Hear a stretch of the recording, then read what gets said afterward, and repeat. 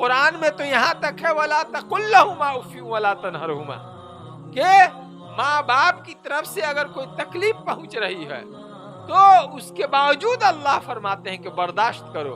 اور کتنا برداشت کرنا ہے کہ تمہاری زبان سے اف بھی نہیں نکل پائے، تمہارے چہرے پر بل نہیں پڑے کہ جس سے تمہارے ماں باپ کو یہ اندازہ لگے کہ میرا بیٹا غصہ ہو رہا ہے یا ناراض ہو رہا ہے، بلکہ اللہ فرماتے ہیں کہ اپنے آپ کو مکمل طور پر کنٹرول میں رکھو اور اپنی زبان سے اف تک نہیں کرو. میرے بھائی اور بزرگ لوگ سوال کرتے ہیں کہ ماں باپ غلطی پر ہوں تو بھی یہ اور وہ.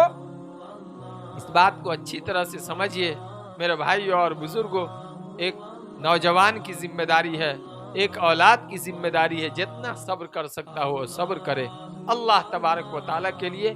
اور اس کے زبردست فائدے.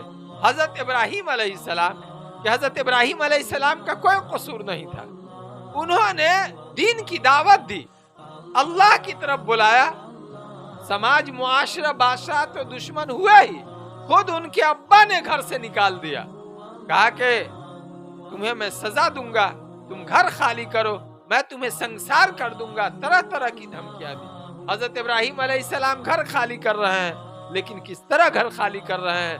مردانہ گھر خالی کر رہے ہیں، انتہائی اخلاق کے ساتھ اپنا گھر چھوڑ رہے ہیں، اپنے ابا کو جا کر سلام کرتے ہیں.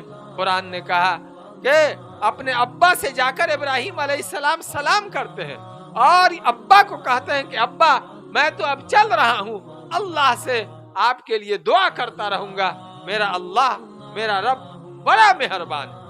تو گھر سے نکل رہے ہیں، ابا گھر سے نکال رہے ہیں، کوئی زبان پر شک و شکایت نہیں ہے، بلکہ ابا سے سلام کر رہے ہیں اور ابا کو کہہ رہے ہیں کہ ابا میں آپ کے لیے دعائے مغفرت کرتا رہوں گا کہ اللہ آپ کو معاف کر دے، اس لیے کہ میرا رب بڑا مہربان.